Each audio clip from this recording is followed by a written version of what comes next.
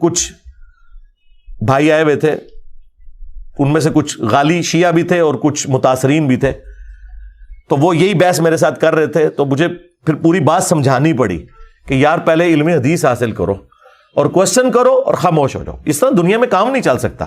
یہ کیسے ہو سکتا ہے؟ یہ تو حضرت موسیٰ علیہ السلام کے ساتھ حضرت خضر نے نہیں کیا. سورۃ الکہف میں 3 چانس دیے اور ہر دفعہ کہہ کے ہون بولے نا تے کام ختم، تیرے میرے راستے جدا کہا تھا نا، تو بدتمیزی کی تھی. کیونکہ استاد اور شاگرد کا رشتہ اسی طریقے سے ہوتا ہے. دنیا میں بھی سیوک سینس یہی ہے کہ آپ ٹیچر سے جب سوال کرتے ہیں تو ٹیچر نے آپ کا سوال سمجھ لیا، آپ تو ابھی بالکل انیشیل سٹیج کے اوپر ہیں، آپ کو پتہ ہی نہیں علم حدیث کا، تو تسلی سے آپ کی بات سنیں گے، اس کے بعد جواب دیں گے، آپ نے بولنا نہیں. کیونکہ جب میں 99 پہ پہنچوں اور آپ آگے مجھے کاٹ لیں پھر میں 0 پہ آ جاؤں گا، پھر مجھے پوری تمہید بنانی پڑے گی. کیونکہ ایک بات سٹارٹ ہوتی ہے اور اینڈ ہوتی ہے، بیچ میں آگے کوئی لچ تلے پھر وہ پورا ٹیمپو ٹوٹ جاتا ہے، جو پہلے سمجھایا ہوتا ہے پھر دوبارہ سمجھانا پڑتا ہے. تو اصول یہی ہے. اس لیے میں نے انہیں 4 دفعہ چانس دیے. حضرت خضر علیہ السلام نے تو 3 چانس دیے تھے حضرت موسیٰ کو، میں نے 4 دیے. پھر میں نے انہیں کہا تھا کہ بھائی اگر اس طرح کرو گے پھر میں آپ کو یہاں سے نکال دوں گا. یہ نہیں کہ کوئی دھکے ماروں گا، ظاہر ہے اس سے پہلے انہیں سموسے چائے کھلا چکے ہیں، سارا کچھ ہو چکا ہے. اب میں نے سوچا اس سے بہتر جملہ بولوں، اگرچہ یہ میری اپنی اختراع ہوگی، دنیا میں تو یہ نہیں چلتا، دنیا میں تو ٹیچر ہی اسٹوڈنٹ کو نکالتا ہے. لیکن چونکہ یہاں پہ آپ کو جھوٹے اخلاقیات پڑھائے گئے ہیں تو اس کا حل یہ ہے کہ میں آندہ سے اگر کوئی ایسا معاملہ ہوگا تو میں اسے کہوں گا بھائی اب اگر آپ بولے تو میں اٹھ کے باہر چلا جاؤں گا. ہوں خوش ہو؟ ہاں ایک کر رہا میں غلط ہوں ویسے، لیکن تواڈے جھوٹے اخلاقیات دی تکمیل واسطے کراں گا. جو آپ نے جھوٹے اخلاقیات گھڑے ہوئے ہیں، سچے اخلاقیات تو یہی ہیں دنیا میں. ٹیچر اسٹوڈنٹ کو نکالتا ہے جب وہ مس بہیو کرے. سیکھنے بیٹھے اور مفت سکھا رہے ہیں، تمہارا ٹیچر تو لے کے سکھاتا ہے نا، میں تمہیں کھلا کے سکھاتا ہوں. میری طرح کا پھر بھی نہیں وہ ہو سکتا، لیکن پھر بھی آخری حال یہ ہے کہ میں کہوں گا جناب ویسے تو قرآن نے تو حکم دیا ہے وَإِذَا خَاطَبَهُمُ الْجَاهِلُونَ قَالُوا سَلَامًا، اگر جاہل سے تمہارا واسطہ پڑے تو ان کو پائی اپنی راہ لے تے مینوں اپنی راہ لین دے، دور ہی سلام، نیڑے بھی نہ بیٹھ دے انہوں. ہم تو کہہ رہے ہیں نا آپ کو نکالیں گے یا خود نکل جائیں گے. قرآن تو کہتا ہے کہ انہیں دور سے ہی کہو بھائی سلام، فارغ ہے، نیڑے بھی نہ لگی میرے، بارو باری. تو یہ غیر اخلاقی تعلیم ہے جو قرآن سکھا رہا ہے. مجھے نہیں سمجھ آتا کہ ہمارے جاہل اسٹوڈنٹ اس قسم کے جو جی علی بھائی سے اختلاف ہے، یار کوئی تو شوق ہے اختلاف کرنے کا، وہ کوئی گل ہوئے تو اختلاف کرو نا. پہلے سیکھیں کہ کیا سویلائز دنیا کے اندر ہوتا ہے، اسلام کے اخلاقیات کیا ہیں. آپ کے اخلاقیات تو یہ ہیں کہ ایک بندہ اگر دروازے پہ آگے کھڑا ہو گیا ہے تو آپ اسے یہ نہیں کہہ سکتے کہ میں آپ سے نہیں ملنا چاہتا، آپ واپس چلے جائیں. کہ کتنا بدتمیز ہے، بوئے دے آیا بندہ واپس کر دیا.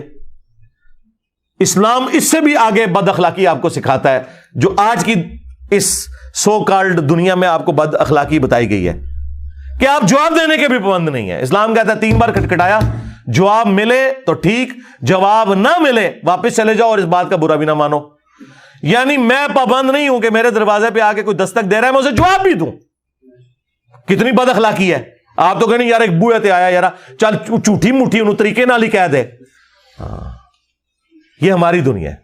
جس طرح ہماری دنیا میں اخلاقیات یہ ہیں کہ نبی علیہ السلام اس طرح بولتے تھے جس طرح طارق جمیل صاحب بولتے ہیں، غامدی صاحب، ہاں، لیکن نبی علیہ السلام اس طرح نہیں بولتے تھے. صحیح مسلم اٹھا کے دیکھیں 2005 نمبر حدیث ہے کہ نبی علیہ السلام جب ممبر پر چڑھتے، ایک تو آپ کا خطبہ کھڑے ہو کے ہوتا تھا، کھڑے ہو کے بندہ ویسے ہی پرجوش ہوتا ہے، تو آپ علیہ السلام کی آواز بلند ہو جاتی، غصے میں اضافہ ہو جاتا، آنکھیں سرخ ہو جاتی. 3 جملے جابر بن عبداللہ نے بیان کیے ہیں ہر خطبے کے اندر، جیسے کوئی جرنیل اپنی فوج کو تیار کر رہا ہو، میدان جنگ کے لیے نہیں، آخرت کا خوف دلانے کے لیے. آخرت کا خوف دلانے کے لیے یہ نہیں کہا جاتا کہ بھائی مرنے سے پہلے تیاری کر لیں، اللہ تعالیٰ آپ سے پوچھے گا. نہیں نہیں نہیں، آخرت کا جب خوف آپ نے دلانا ہے تو پھر اس سٹائل میں دلانا ہے جس طرح ڈاکٹر سرار صاحب دلایا کرتے تھے. ہاں، اس سٹائل میں نہیں کہ جو یہ اس طرح کا سٹائل ہے، کیونکہ وہ تذکیر تو ہوتی ہی نہیں اس طریقے سے. پھر تو آپ کو نبی الاسلام کے اخلاقیات بھی غلط بتائے گئے. ہاں، آپس میں جب آپ بیٹھے میں کھانے پینے کی ٹیبل کے اوپر یا ویسے گپ شپ میں، اس میں تو ظاہر ہے بالکل ڈفرینٹ معاملہ ہوگا. تو میں نے آپ کو بتایا کہ شاید افریدی صاحب جس طریقے سے کرکٹ کے میدان کے اندر بلند آواز سے اپیل کرتے ہیں تو اپنی بیوی سے چائے تو نہیں آواز ہے کہہ کے منگواتے ہوں گے، ورنہ ٹائم قیامت تک ہے، چادر نہیں لبڑی. ہاں تو ان کی بیوی بھی کبھی نہیں کہتی ہوگی کہ کار تو بڑا صحیح ہونا ہے، بتا نہیں جا کے تنوں کیا ہو جاتا ہے. تو وہ یہ یعنی اتنی عقل ان کو بھی ہے کہ یار یہ ریکوائرمنٹ ہے، لہذا دعوت کی ریکوائرمنٹ ہے، ممبر کی ریکوائرمنٹ ہے. ہاں گالی گلوچ نہیں ہونا چاہیے. ہاں ہمارے اس اگریشن کے سٹائل نے تو دنیا میں تبدیلی لے کے آیا کہ لوگوں کو پتا چلا یار یہ اس طرح ہے. لیکن پھر بھی میرا ایک بہت بڑا دعویٰ ہے، ابھی بھی میں حضرت عمر فاروق رضی اللہ تعالیٰ عنہ کی سختی کا کروڑواں حصہ بھی نہیں ہوں، جن کو رسول اللہ کی صحبت ملی تھی. اس کے باوجود وہ حضور کی موجودگی میں کئی دفعہ کہتے تھے یا رسول اللہ اجازت دیں میں اس کی گردن کاٹ دوں. اب یہ بار بار تلوار کو ہاتھ ڈالنا حضور کی موجودگی میں، پر حضور بعض اوقات منع کرتے تھے اور بعض اوقات نبی علیہ السلام ان کی کوئی اگر صحیح بات ہوتی تھی اسے انڈورس بھی کرتے تھے. اس سے بڑھ کر مسلم شریف میں حضرت ابو ہریرہ کی انہوں نے پھینٹی لگا دی تھی ایک حدیث بیان کرنے کے اوپر.